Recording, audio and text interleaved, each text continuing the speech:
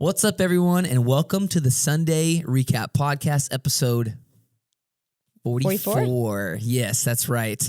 And we're actually recording a couple hours after you preached. We haven't done this yet. This is the first time we've tried this. We'll see how it goes. So if it's really good, it's because it's fresh in the brain. If it's not really good, it's because she's been up since really early. And now this is nap time at this point. But, right, exactly. So, yes, we are back in it. Let's go. It's so funny. Normally I'm like, how was your weekend? Things like that, but we're still in the middle of it. Yeah. It's different doing it right now. It is different than right now. But we should still bring some personal life into it. How's your life? How's things going? Really good. Yeah. It's been a good few weeks. It's really my personal life. The kids are back in school. We're done with Christmas. So it's kind of shifted into what hat I'm wearing. I did go to your house yesterday, and I have to say the tree's still up. What's the deal with that? It's now a New Year's tree. Okay. It was a Christmas tree, and then I threw some New Year's decorations. And it's been such a great New Year. I just can't stop celebrating. I think that's a good way to hide the fact that you just haven't put the tree up. Actually, I think what we should do is celebrate my freedom because I normally am that guy that as soon as Christmas is over, I'm already on to the next thing. And if I don't have my tree down within the next few days, I somehow tie my self-worth to it. And so the fact that it is still up on, what is today, the 16th, 17th, 18th, that's never happened before. Yeah. And but tomorrow is the day. We will be bringing it down. Teardown day tomorrow. Teardown day is tomorrow. Let's go. Well, you are, you're not carrying that anymore. I'm just not. Transition into the message. Yes. What are you carrying, right? What am I carrying? Yes. Yeah. Going through this flow. Let's see if I can remember. Before you make any plans, that was message number 1. Yep. Message number 2, where purpose begins. And then now number 3, where purpose begins. Something like that. And then message number 3 is, what are you carrying? Yep. What are you carrying? Okay, so let's connect these dots here. I saw in your notes you had a week 1, week 2, week 3, and it was building kind on this flow. case. Yeah. Yeah. Because we've been actually talking about what we're carrying this whole time. Yeah. And I like the shift in that vocabulary of carrying. Yeah. We've talked about it in the podcast. It's just there's so much vocabulary and so much significance wrapped around what's my calling, what's my purpose, and it really glamorizes. It doesn't really almost even give a realistic expectation of what God's asking us to do. Yeah.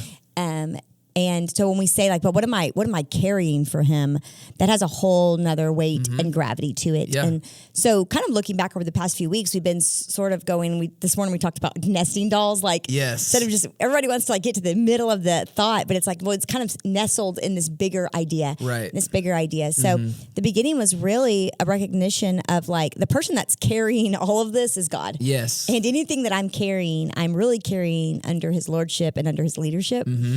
And so I'm carrying God's name. It's kind of that first message and under his authority. And then last week was really leaning into carrying purpose. What purpose am I carrying? But that purpose still being inside of his purpose. And then this week we're getting a little more. We're trying to get more personal every week. Absolutely, I think so. Yeah, I love the you talk about the Russian nesting dolls. Yeah, that thing, 'cause it's true, and it is funny too. We just haven't really even you said on this Sunday. You were I haven't even gotten to the main piece yet. If you're asking for the message today, keep coming back because I'll eventually get there. It's 5 or 6 weeks out. And that's kind of how this message started. For me, it was really God talking to me actually about my personal season and assignment. Yeah. And I was going to this year realizing that sometimes I'm over glamorizing the big picture. And there's an assignment for me right now in this season that I need to pay attention to. So assignments led me into seasons, and seasons kind of led me into all these different pieces. But what I really am trying to get to eventually is really the assignment that God's calling us to right now in this hour, and how do we steward that, or assignments, maybe multiple things that we are doing for the Lord right now. Yeah, today feels a lot more I think you introduced the word purpose last week. Not that you didn't use it during that first week, but you really brought that purpose, and then today was really continuing in building off of the idea of our purpose. Yeah. And I think you opened up with that clarity versus perversion, piece right there at the beginning, really just clarifying what it is, because we've had this definition and really about, so you talked about how, God brings clarity, but the enemy will bring that perversion and will actually take, bits and pieces of the truth. Yeah. And really, I even love, because you take that, we always say Christianese here, because it's like, you use all this Christian lingo and this church lingo, and then if you're not careful, you can like turn it into a worldly thing, So and use very good Christian names, so it sounds really good. Yeah, but it's really not really about giving God the glory. Yeah, and I feel like the good one is calling. Yeah, you were like this calling, like everyone is like, no, that's safe. Calling's safe. Yeah, it's a good word. Yeah, it's a good word. What am I called to do? Yeah, the disciples were called. Yeah. Like you use that in your, the analogy of us, so how we can sometimes just use that as a what am I being called to? But like, we do have one that we can already stick to right now, and I don't want to jump too far ahead. You know what? Let me pull up my nice little notebook right here. You were speaking on, the finding, how accepting purpose, not finding purpose, carrying purpose, not choosing, you know, that piece at the beginning.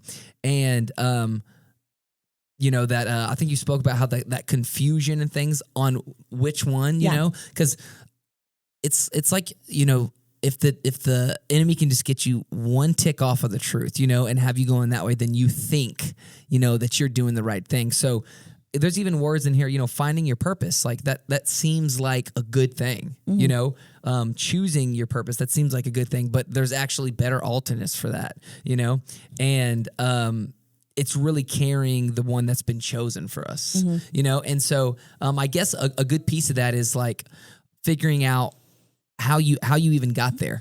Meaning that like, how do you even get to the point of seeing what purpose that we have for us? Because you laid out like the pieces. Yeah. There's like a big purpose, right, that we all serve. And then there's small purpose. You kind of said it a little bit last week, but kind of dove into it. That idea. I'm almost feeling like there's all this like vocabulary, like let's define purpose, mission, destiny. I have all these words that I'm trying to cover and conquer every week, a few of those words. Right. But it does go back to kind of what we start with today, is that idea of clarity.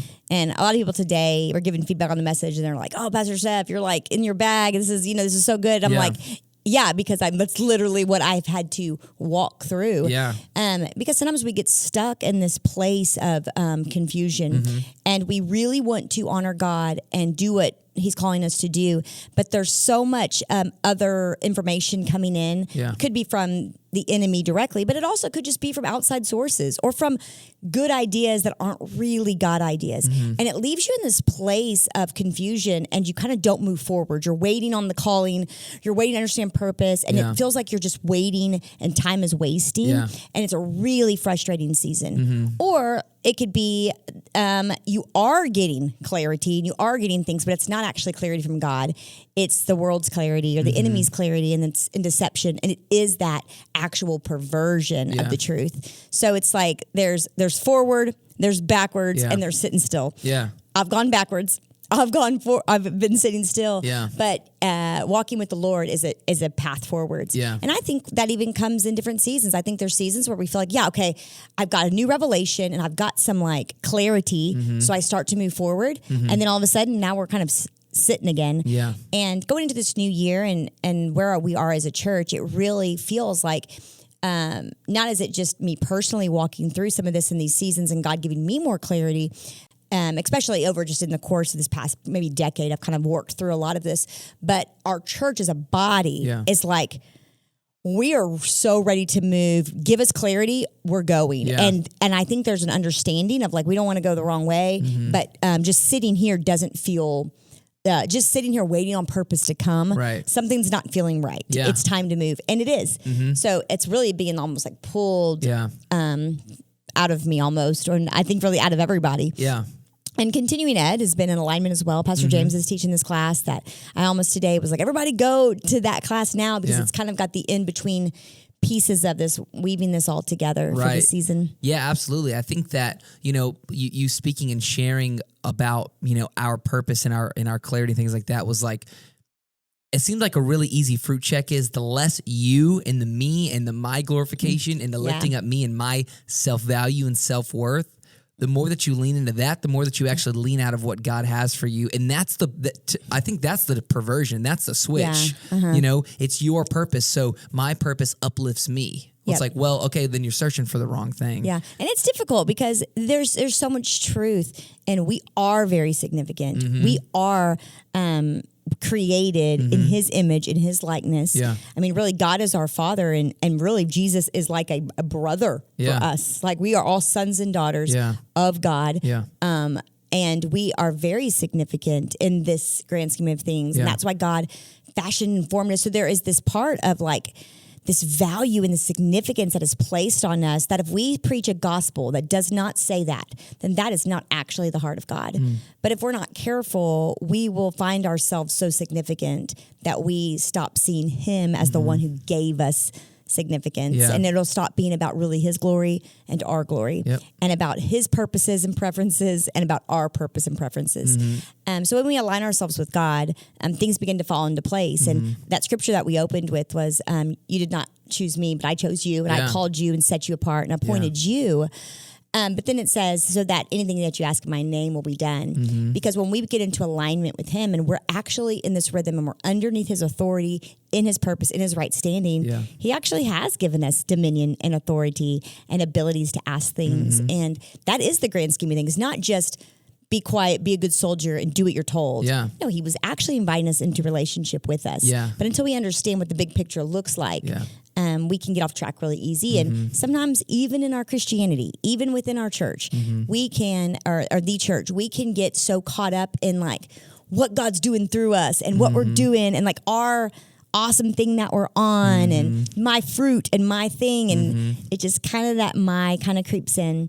And that's one of the things I appreciate about the season that we're in as a church. It really feels like everybody's really coming together on Sundays, not for our significance and our, I just need to get my spirit fed. You know, it's really kind of like we're here for you, God. And we're here to worship you. And if you feed us in the meantime, that will be the byproduct, because anytime we're in your presence, our spirit gets full. And I'm not here because I'm awesome. I'm here because the body of Christ is awesome, and there's honor flowing in this space. And we don't really have a lot of like main character people here that it's like, oh, it's all about this one person.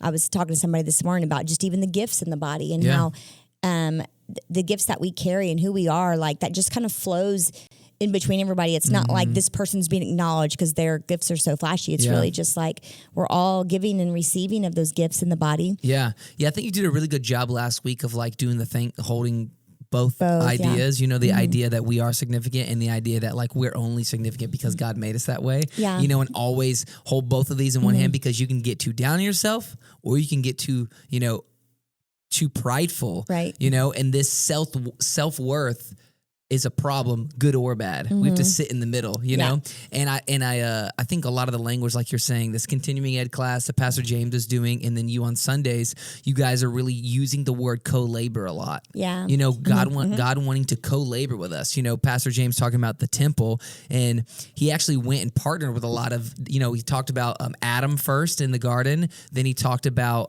Moses most recently, and I think the next one's David, I'm pretty sure. But like you think about those people, you also think about the covenants that God made with them. You know, God made this covenant with Adam. He made this covenant with Moses. He made this covenant with David, and he wanted to co-labor with them to have his presence rest and be with his people. You know, he wants to do it with us, right? And that should be enough of an honor by itself that we can, you know, but if we lose sight of that and we lose sight of how great the presence of God is, you know, and I feel like you only lose sight of it if you don't keep going back to it. Because if you keep going back to it, then you'll go, I know how good this is. You know, I don't want anything else. That's why I love when, you know, when people, you know, and what we believe here is that you can encounter Jesus. You know, you're never the same. You know, you're always chasing that high, so to say, because that's such an amazing feeling.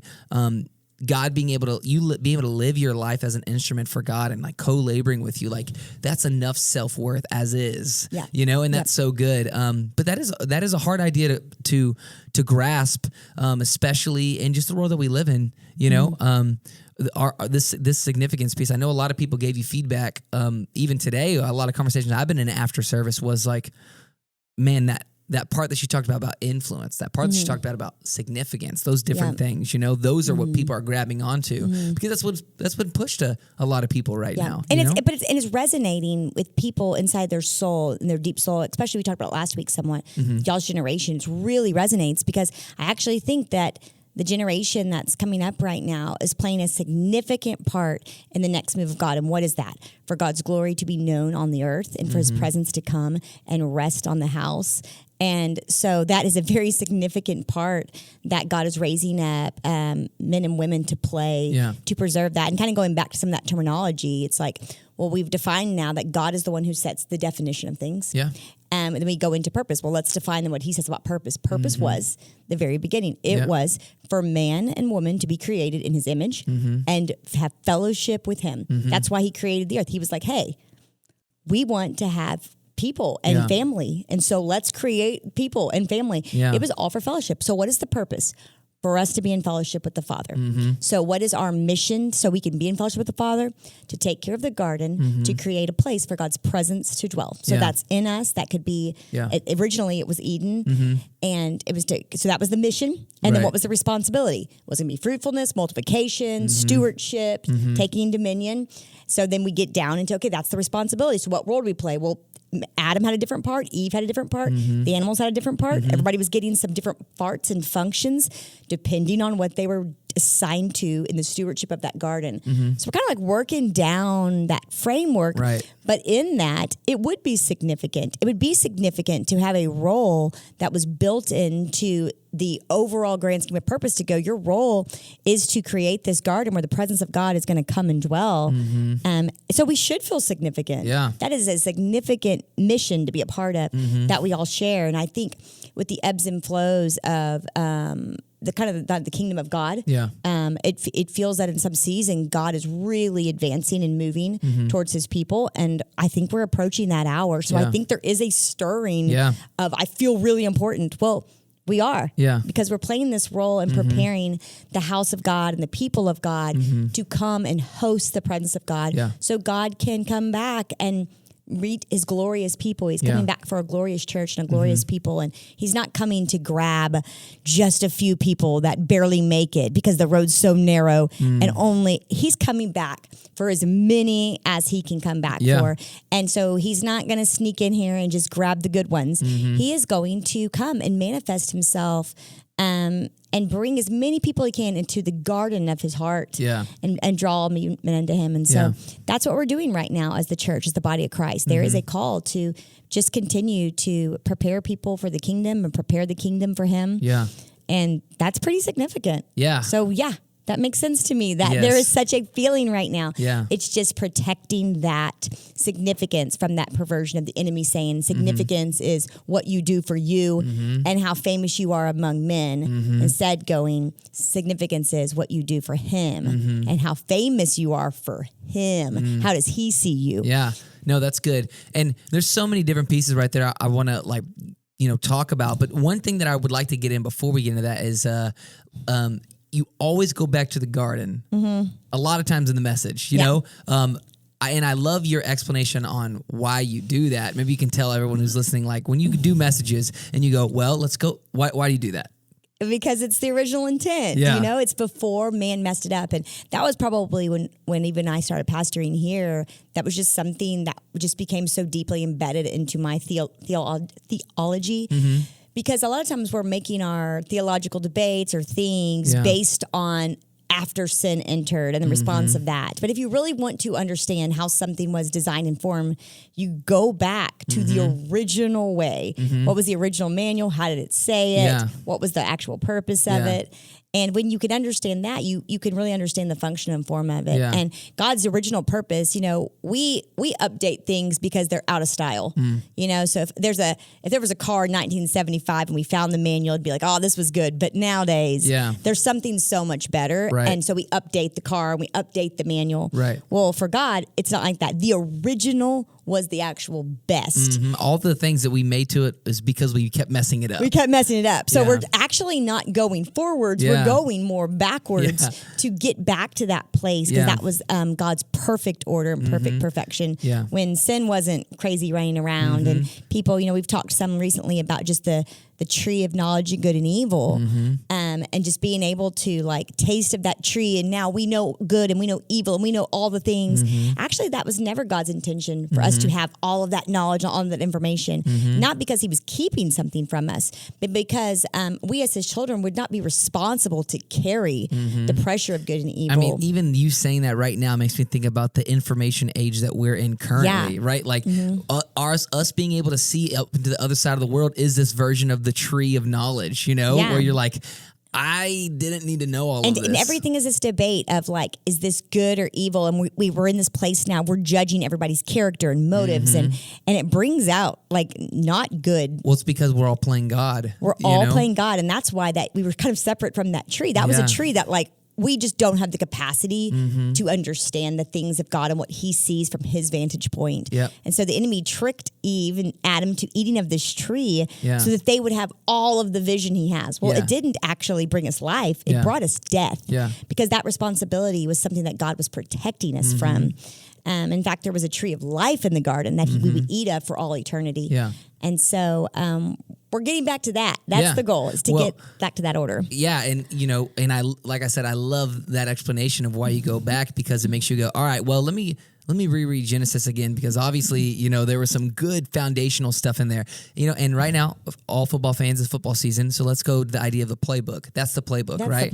That's the playbook. Let's just stick to it. If it ain't broke, don't fix it. You know what I mean? But not even just God's playbook, the enemy playbook. You're can talking see his about cards in it as well. Exactly. You're talking about this clarity and this perversion. Like literally, the enemy's first move was arguably the only move. The only move is deception. Is deception. The rest of it's us trying to dabble in it, but like that's the move, deception. Yeah. And I feel like your tagline of this message could also be like "tend the garden." Like it's because that was such a reoccurring piece in it. Well, even as I was writing it, it almost took a turn last night at like 11 p.m. of really going into a message just about responsibility, and that within the garden, it said to tend and keep it. But the problem was we kind of gave it away. Yeah. And so now we have a secondary mission that's kind of been unlocked because we gave it up. And so now it's not just tend and keep. Now it's like take and make. Yeah. And we need to go and take territory. And I didn't want to like go that direction this morning because I didn't want to get it into like people. Sometimes we relate it too much to like we're going to go in. But really, if you look at it through a spiritual lens, we wrestle not against flesh and blood, but against principalities and powers. And that is the secondary call now to Christians, not to just stay in our garden, mind our business because everything's great. We're just going to tend and keep. But now, because we kind of opened ourselves up to good and evil. Yeah. Now we really got to do some work and to go and create this garden, not just within ourselves, not just within our little church here. Everything's fine here, but we have a responsibility to take our garden and continue to spread it to the ends of the earth. You saying today that like the responsibility was the blessing. Yeah, I think that was. First of all, great job. That responsibility being a blessing, and our blessings thinking of them as responsibilities, like wow. Because normally we just go, "Give me, please," you want the blessings, right? You put your hands out like this, and you're like, "This is what my blessing is. It's something for me, something to benefit me, something to do this." But it's like, no, God giving you a blessing and you taking that as your responsibility.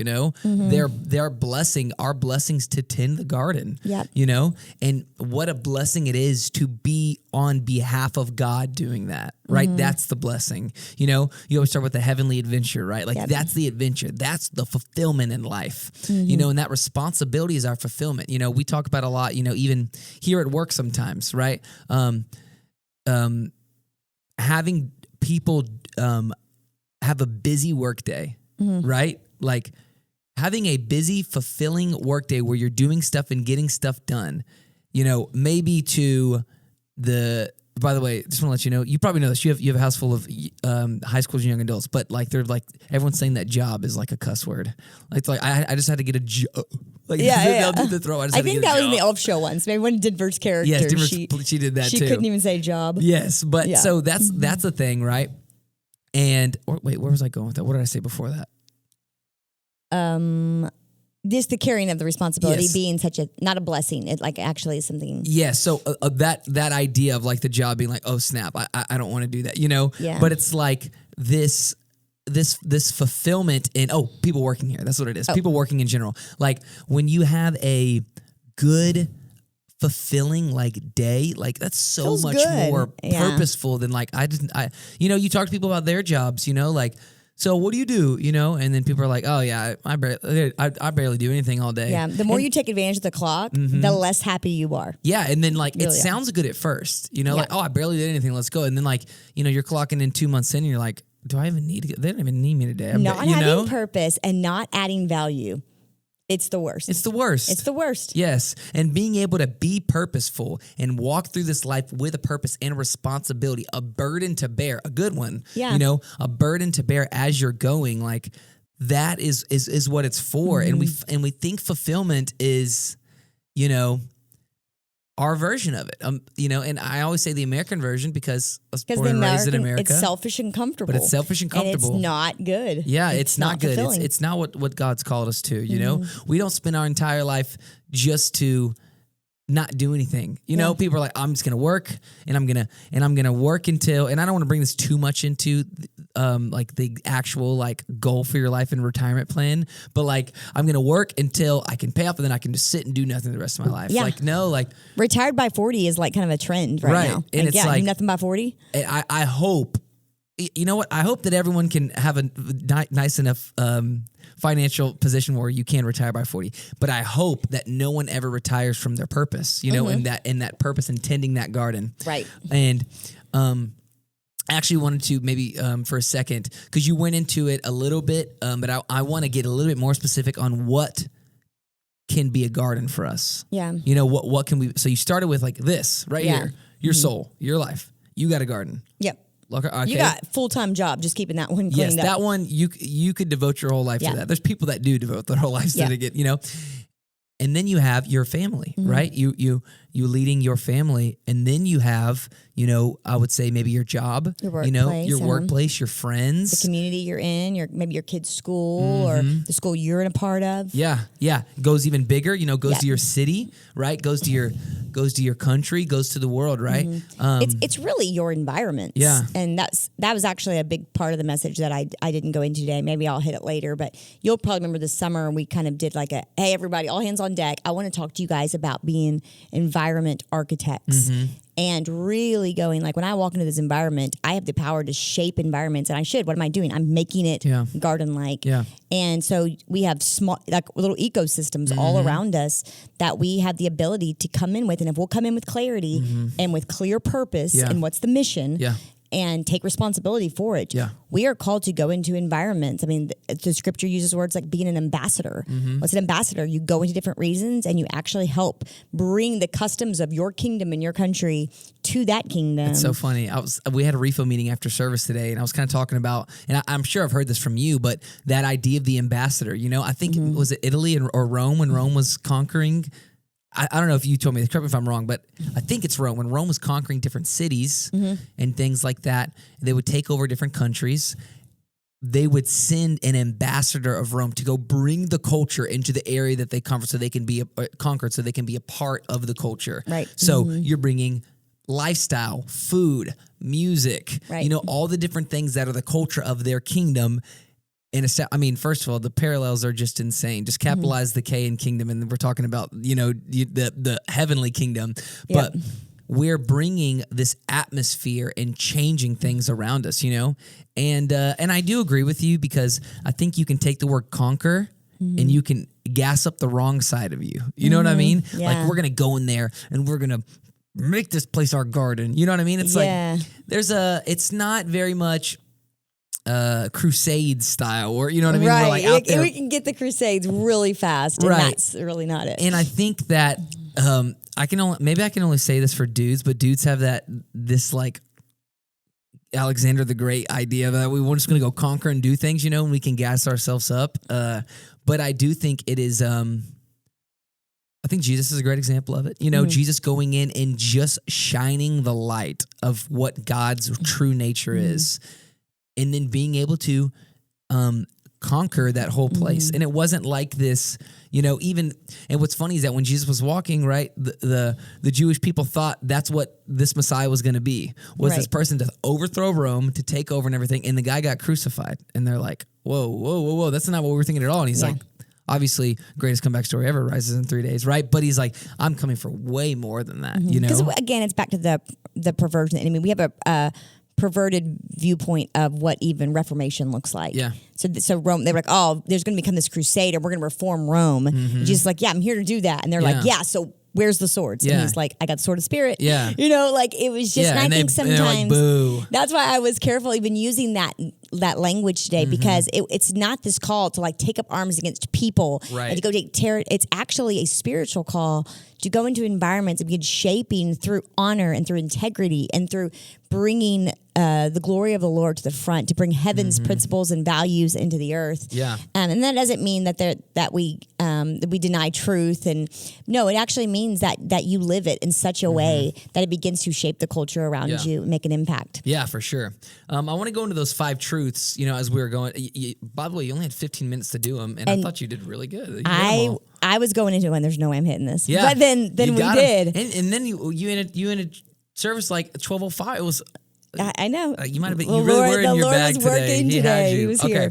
All right. So I have your points right, your truths right here, but I also have some different pieces that I like that you hit on, and feel free to add whatever you want. You're the pastor. Okay. All right. 5 truths about the role I carry. My role comes from my responsibility, not my destiny. And I put down there parenthood. That I feel like that you hit that bag right there, and that really sat with people. Yeah. And then you spoke like doctor. Yeah. Right, talking about the doctor and things like that. Why did you use those 2 examples? It was funny. I got home later on. My daughter Brooklyn was like, "Man, when you were talking about like mom's and dad's role with like having this baby, everyone was cracking up laughing." Yeah. I'm like, she's like, I didn't get it. I'm like, it's because you hadn't had a baby. And I was like, and if you did, you would understand the context behind this, because there is this amazing wake up call to responsibility. We think, when life's going good, things will get easier and things will get better. Like, no. Having a baby is the most complicated it probably ever gets. Yeah. And it is the most responsibility you maybe will ever recognize that you carry. But it is the most fulfilling thing to recognize the responsibility have. And I think sometimes we get so caught up in like what my role is and what my name is. And so even as we come into church, I'm like, we're going to talk today about what my role is. Yeah. People are like, all right, I'm ready. What is my like title? What is that? And even we've talked some in our ministry recently about like fivefold, and oh good, I'm the evangelist or I'm the pastor or the prophet. And that's really not what roles were intended to do. They weren't so you could have significance with your name. It was to bring clarity to people around you for the responsibilities that you carry.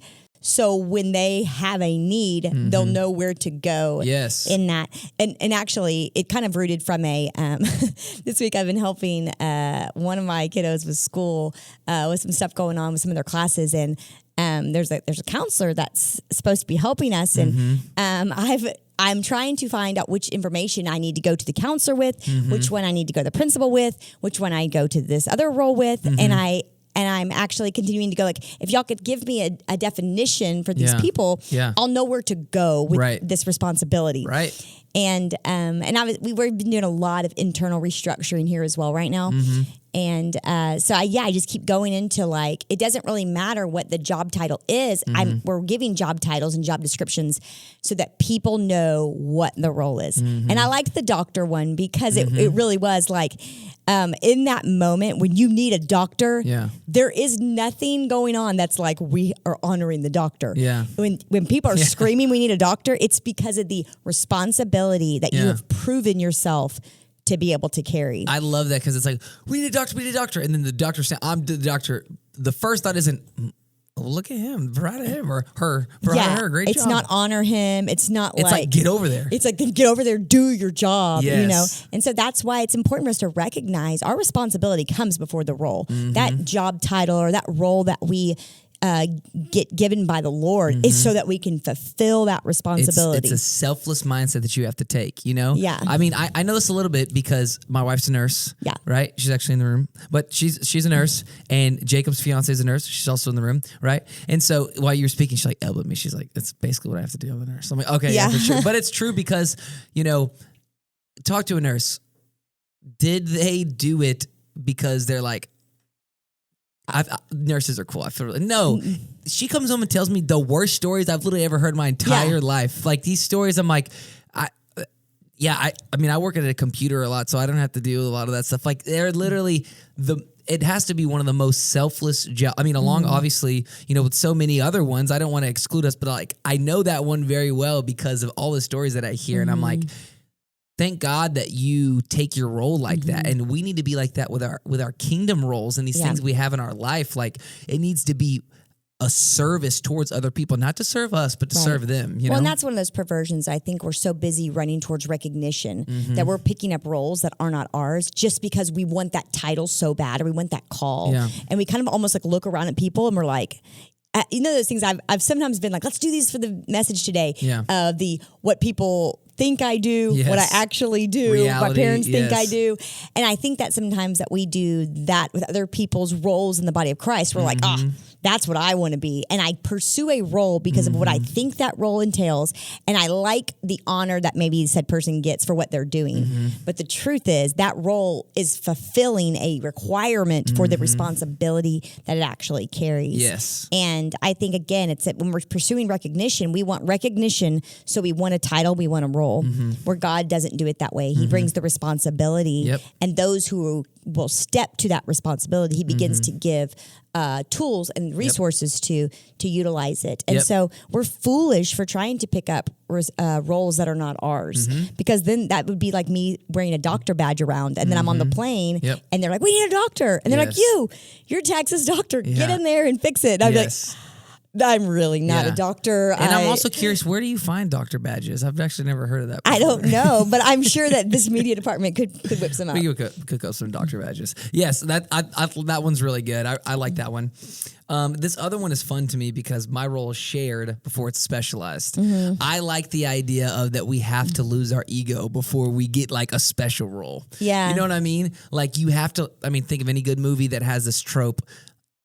Little Johnny thinks he's special, but he has to learn to be a part of a team before they can do this. And I think that's true. And we do not like that. You know, we like, if you know my mom's told me for the longest time, Caden, you're the most special person in the world. All this stuff. So I'm like, you know what? I am. I'm really special. And then you go, okay, well, you have to serve on a team. Like, well, I don't have to serve on a team. My mom said I was really special, but like we all have a pinch of that and we want to be special. It's one of those things where you have to hold in two hands. You are special. You are unique, but you are a part of a unified body that has one purpose. And can you join in and not get any of the shine and have integrity? Integrity is like the definition of like, what do you do when no one's watching? Do you do the right thing when no one's watching?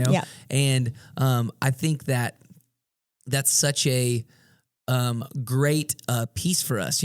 Can we identify ourselves a part of a body and get into a generalized role before we get this specialty piece of it? Because you have to, like, I feel like the way, and I don't want to ever say this is how God works, but you have to lose the taste for significance before God can promote you to significance. It really is true. You got to lose your life to find it. And it's always like, especially again, meeting with kind of y'all's generation, it's always like, okay, so I'm just like right now in this season, I'm waiting for God to do the thing so we think that progress is actually sitting and just waiting for God to do what we want. Patience is progress. And it's really not. Actually, progress is losing your life so that you can find it. And when we are patiently waiting to get what we want, that's still not actually in alignment with the purpose God has.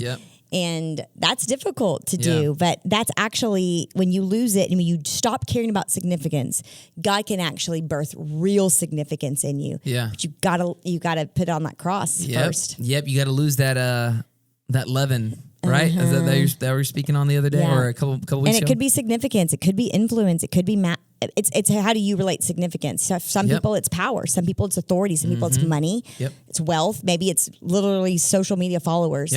It's written for different people. It could just be accomplished, like going to college and having a perfect life. That significance is different. Because you don't chase the significance other people do doesn't mean you're not chasing significance. It's like you're saying, like you're like, oh, I couldn't imagine you really care about likes on Instagram. No thanks. But it you could care be about respect. respect. You care about this, like could could you be the least of these? You know, Yeah. I love the Beatitudes hit all of this. You know what I mean? It's always like, what were you thinking? Okay, think the opposite. That's actually how the kingdom works, you know? Yep.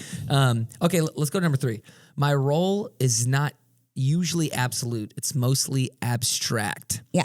And I know you love the absolute abstract because of your words, you know, and then you talked about, you know, it's not what my mission is, it's more how I function within the mission. Right. Yeah. And so, you're like, you could be a hope dealer, you know, creative builder, a strength supplier, a support giver, you know, like, it's a call.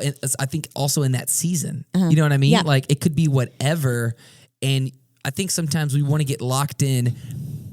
You and I, you know, we're both these planners, right? And what's funny, I do this all the time, and I'm just like, you have to stop doing this because the expectations are insane. I play basketball on Sundays.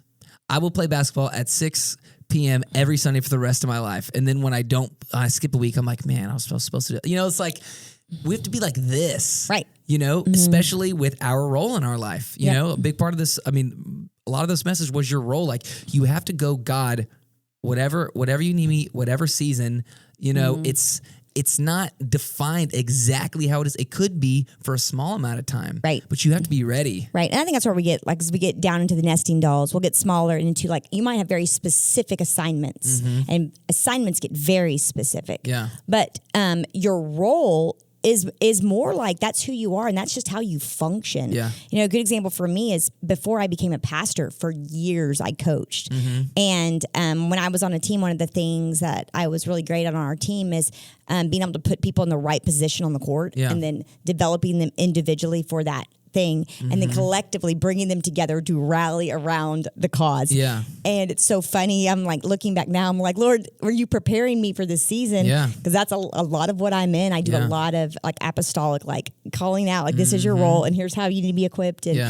And so my function is actually the same in both seasons, but but my title maybe or the assignment completely different, and the level and how much impact it is making in a real significant is also changing. And you stewarding something as much as a 14-year-old playing libero on a volleyball team. Did I say that right? Pretty good, yeah. That's some good terminology. That was pretty good. Okay. Anyways, a 14-year-old playing libero on a volleyball team, stewarding that. To now, you know, at this point in your life, putting people on. You know, Pastor James always says, like, it's the apostle puts people on. You know what I mean? That gifting, putting people on to this giant season in their life as an adult with their family. Like, you're like doing that, but you have to steward that season. Yep. You know, and I think that leads us into that next one. You know, my role is measured by faithfulness, not significance. Yeah. And I think Old Testament's Bible characters are really good, you know, examples of this. You know, I think of Abraham. Like I said last week, you can tell if someone's on their Bible plan because they're all in the Old Testament talking about these different things. But, you know, I think about Abraham. I think of Joseph, right? This level of significance that they had was very low. You know, even Moses started with significance and had to go back, you know, and just had to learn to be faithful. Yeah. And it's like, and I think you said, what did you say about patience a second ago? You said, like, it's not necessary, because faithfulness and patience, there's some similarities, you know, but there's like a richness to faithfulness that's like having this, doing whatever role that you have in your life, stewarding what you have in front of you and knowing that God has more. Yeah, well, that's the parable of the talents, you know, the guy that came and like he gets this many and he invests them and he stewards it. He multiplies it. He brings fruitfulness to it. He protects it and makes sure it's not taken away. Right. But then there's the guy who just goes and hides it, and God comes back and he says, "You're wicked and lazy as a servant." That's actually where the scripture comes from. He who is faithful in middle will be faithful in much. Yeah. But he who is not faithful in little, you can't even give him anything at all. And that's how God looks at us. You know, are we just sitting here waiting for the call, waiting for the purpose, and we're just like working this job, doing this thing while we wait? Or are we really going, well, if I'm here right now, I'm on assignment. Yeah. And even though the assignment might not look like the assignment I want, I'm in an assignment. I have a role that I play. And no matter which assignment I'm in, no matter which season I'm in, there's a way that I function. And I bring that to the environment, which is part of the mission, which plays into God's grand purpose for our future destiny of being with him forever. Yes. We just nesting-dolled it real fast. Yeah, there for we sure. go. There it is. Yeah. And but we lose track of that, and we kind of want to do it the other way around and wait for those other things to happen. Yeah. And I remember a message, maybe it was like first couple years I preached, it was like work while you wait, you know? Yeah. And it's not considered faithful just to sit and wait. It's faithful when you steward well and you invest everything that you have. So every resource God's given you in this season, and in every season, we might have better resources another season, but there's always a resource. I mean, my body is a resource that I manage, right? Yeah. The relationships, my friendships, the people in my family, that's a resource that I steward. The grace of God in my life is a resource that I have access to. My Bible is a resource I have access to. So am I faithfully using every resource that I have at my fingertips in the season that I'm in to bring fruitfulness and multiplication? And so stewardship is not management. It's actually making things better than the way that you got them. And we're in this growth, and we're in this season. And so sometimes I'm in an assignment and I might get something for a season. That's my assignment right now. And then give it back. That should be better when I give it back. Sometimes it's a long season. Raising kids, you know, that's a lifelong season, and they should be better every year because while they're under your care. Yeah. Well, how are you building that up? It's that faith without works is dead. I think that's a really good definition for it, because you know, America's like, faith without works is dead. Bet. Well, I'm going to go ahead and do all the things I need to do to, you know what I mean? And it's like, you're halfway getting it because it makes us go, okay, at least that gives me something to do. Let me do this. But like, are you doing it with intention of giving it back and better than once you found it, you know? And I think that faithfulness piece is such a, requires such a revelation to be able to like really understand, because we don't like it in nature at all. It really goes into the category too of sowing and reaping. Denver is about to turn 16, so we've been in conversations of cars, and currently she doesn't have a job or a driver's license or a means to get to a job or any of these things, and she's looking up cars. And she's like, I need to get a loan. Then when I get a loan, then when I get the car, then I'll pay back the loan. And I'm like, no, we're out of order here. It has to start by sowing. You're trying to reap before you sow. And I think we do that with our purpose. We try to reap a purpose before we've even sown into our faithfulness of what we already have. I have a purpose today. I have a purpose in this moment with you. So purpose can go from the singularness of this second or this moment all the way to all eternity. And if I'm not stewarding this singular moment of purpose, how do I plan to actually be responsible for the purpose of my life? Yeah, if you can't steward conversation, how can you steward a family? You know, if you can't steward a family, how can you steward influence over many, you know? And I think that's good to look at it like that. Like, or for our finances, God's called me to be rich. Like, do you tithe right now? Okay, then you're not going to get rich. Because if you can't steward what God's already given you, why would he give you more? You know, it's that in every area. It's our finances, it's our relationships, and we'll get into that that proper flow that I want to get to in a second. But I want to go to that number 5. My role is supported by my gifts, not defined by my gifts. And I want you to lock in for a second, because I can remember what you said, because it's not in your notes. So that means you said it off the top of your head, which means that you might not remember what it was. But you said something about godly discernment versus the enemy flipping the discernment, and me discerning that the enemy discerning that everything is bad. Oh, I remember, because I actually heard you respond when I was talking about it. I was defining maybe that your role is to be like a hope dealer. And I kind of went down this process as of like, okay, so when God begins to, if he knows that he's going to need you to function as a hope dealer, he begins to give you ingredients for hope. The patience, perspective, and I listed off one of the things he might give you is discernment. But if you're not careful, you'll take your call to be a hope dealer and instead be a dope dealer. No, I'm kidding.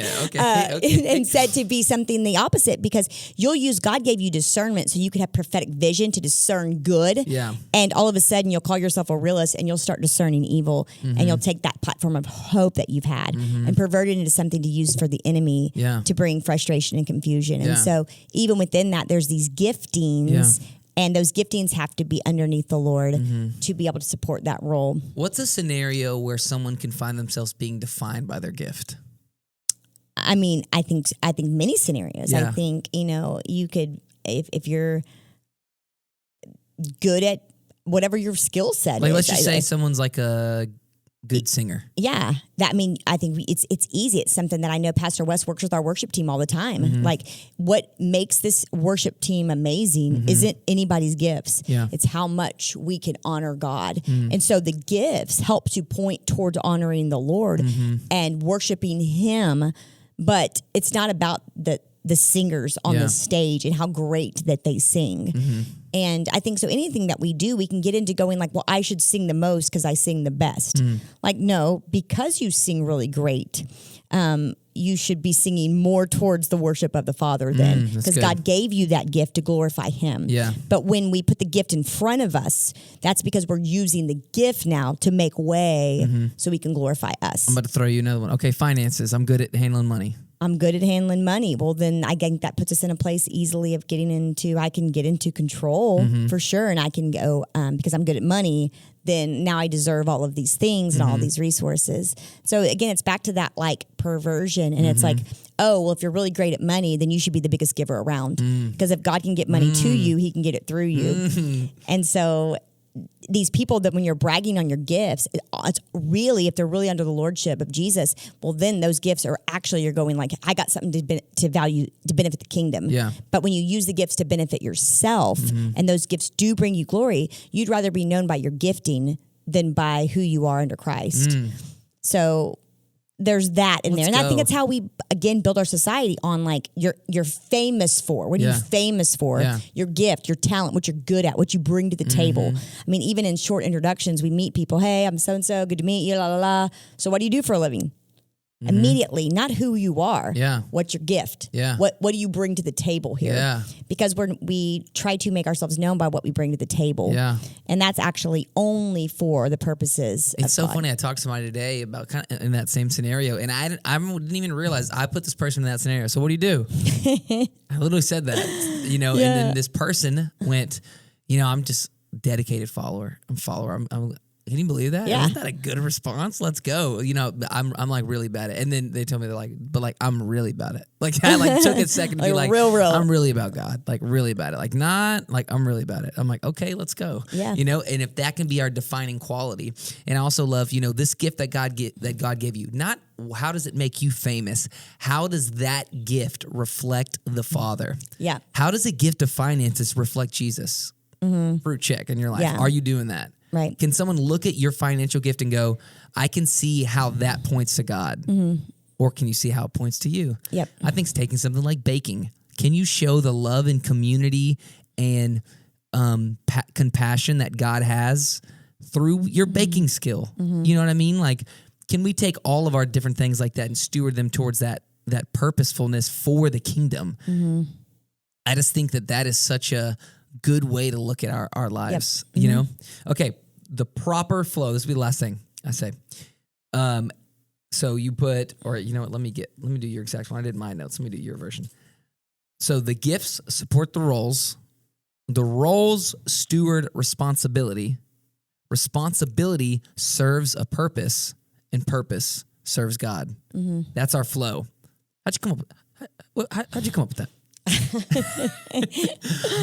I think I just wanted to make those connecting points of those nesting dolls and how we get there, and hopefully next week there'll be another line to go. This is actually what utilizes gifts, and your gifts then, because it really is kind of all those pieces are fitting together, and we want to go from bottom to top. But God's saying no, we got to go from top to bottom. It starts with me, and it works all the way down to this piece that you serve. So we're somewhere like in the middle right now as for your journey. I mean, I love it. Starts with gifts and ends with God. Right? Gift support roles like it starts with gifts. I love that it starts kind of with building it up, because the pinnacle is what God is. That is the thing that we're going for. Because we might go, what gift did God, or what talent did God give you to do your thing? Well, that's flipping it, right? That's flipping it. It starts with what God gave you, and then you go, this is the gift that I have that I'm choosing to, that last point, define me, right? Like that is, that piece of it, if we flip it the wrong way, but going, no, it all points towards, my role, my responsibility, the garden that I have to tend, or that I get to tend, the blessing of that responsibility that it is. I mean, that's such a good encouragement for us to reframe, like you said, this responsibility into this blessing, giving us clarity on what our purpose is, you know? And I think that's such a good encouragement. And I'm excited to pop open the next Russian nesting doll and see what's underneath as there. we're sitting here, I'm really going like, where do I go next week? Do I dig more into gifts and sit there for a minute? Because we really didn't sit there much today. There's so much there. Or do we go to the next nesting everyone doll? would love for you to pitch the idea that we're going to talk about gifts because we love hearing messages about us. Yeah, you know? Exactly. So you should do a little bait and swap. You know, we're going to talk about gifts today. Okay, all right. So by the way, they actually don't belong to you. And I was like, Yeah. You know, but I think that could be a good piece too, you know? I was listening to a podcaster and they were pretty famous for getting people like rallied around things and listening. And they were saying like, if you really want people to listen to your podcast, you've got to convince people it's going to benefit them. Yeah. And if they think they'll benefit them, they'll listen in. So just phrase it in a way. Yeah. And that's sometimes what the church has almost done. Yeah. To like get people to listen. Yeah. But in doing so, I think we're baiting people sometimes on the wrong thing. Yeah. You know, we're baiting people, it's about us. Yeah. And it's really, this whole thing isn't about us. Right. It's for us. Yeah. But it ain't about us. It's Yeah. really about him and how good he is. Yeah. And when we keep that in perspective, everything else falls into place. Yep. So good. Let's go. Thank you guys so much for watching. I'm excited to see, like I said, what the next piece of this is. We'll keep building, and we'll see y'all next week. If you want to check out full messages, you can find us at LS Church on all podcast platforms. And you can watch full services with worship at LS Church Alvin on YouTube.